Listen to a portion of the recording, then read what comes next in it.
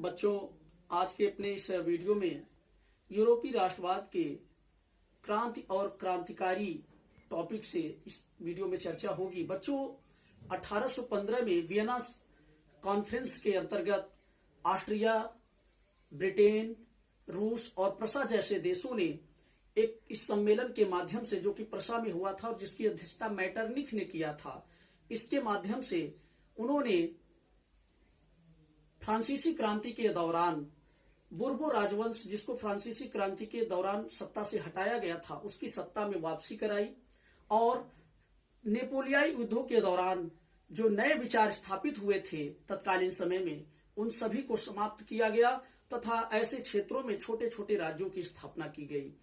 इसके बाद इन संगठनों ने अपने निरंकुश शासन के खिलाफ उठने वाली हर आवाज को दबाने के लिए इन्होंने सेंसरशिप के नियम बनाए, जिसके माध्यम से ऐसी किताबों, ऐसे लेखकों और ऐसे रचनाओं पर प्रतिबंध लगाने की कोशिश की जिसमें फ्रांसीसी राष्ट्रवाद यानी फ्रांसीसी क्रांति की झलक दिखाई देती है।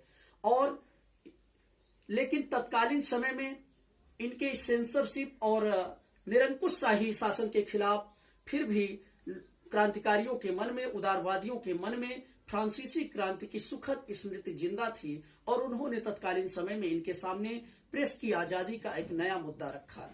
बच्चों, 1815 से 1830 के बीच तीव्र दमन का युग था। इस दौरान ज्यादातर उदारवादी और राष्ट्रवादियों का इन्होंने ताकत के बल पे दमन किया।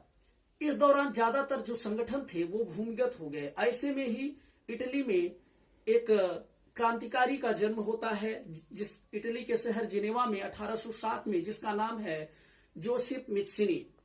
बच्चों, जोसेफ मित्सिनी जो है वो शुरू में इटली के कार्बोनेरी एक संगठन का सदस्य था, जिसमें शामिल होने के लिए इसको वहां से बहिष्कृत कर दिया गया। बाद में इसने दो गुप्त संगठनों की नींव रखी और वो दो गुप्त संगठन थे।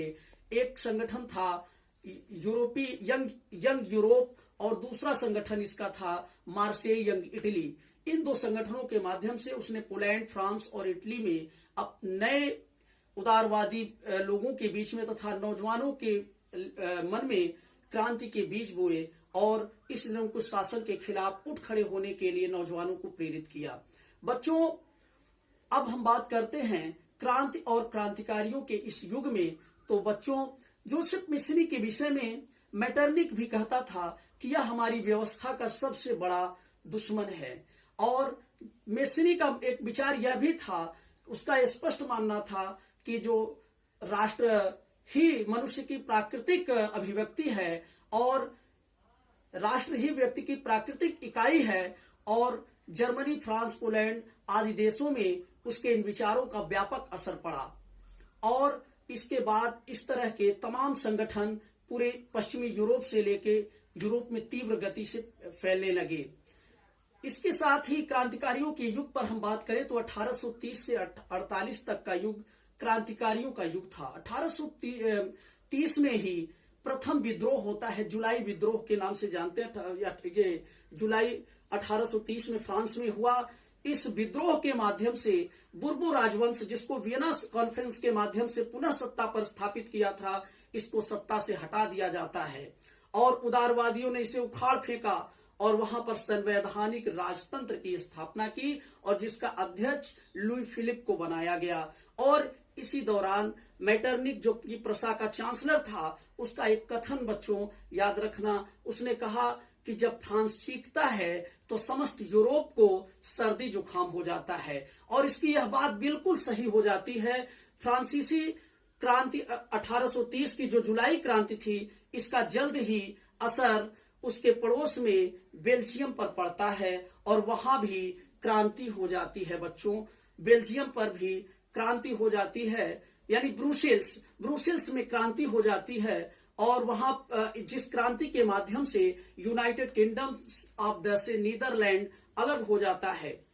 बच्चों, 15वीं सदी में ही यूनान, जो कि यूरोपीय सभ्यता का जिसको पालना कहा जाता है, जहां से ही यूरोपीय सभ्यता संस्कृति की शुरुआत हुई थी, वो 15वीं सदी में ही ऑटोमन साम्राज्य का जिस पर मुसलमानों का अधिकार हो गया था, वह आजादी के लिए तड़प रहा था। ऐसे में यूरोप में तमाम जगहों पर उदारवादी राष्ट्रवादियों ने यह कहकर यूनान को यूरोप की सभ्यता का पालना और उसके अतीत के गौरव का जो है चर्चा और बखान पूरे यूरोप में किया और उसके संदर्भ में तमाम जगह से धन और जन समर्थन जुटाने की कोशिश की ताकि यूनान को पुनः आजाद कराया जा सके। बच्चों, वैसे तो यूनान को आजाद करने की जो शुरुआत हो गई थी वो 1821 में ही जो है उसके आजाद करने की प्रक्रिया जो है वो शुरू थी, लेकिन अंततः 1832 में कुस्तुनतुनिया की संधि के माध्यम से यूनान को आजादी मिल जाती, यूनान एक स्वतंत्र राष्ट्र के रूप में स्थापित हो जाता है।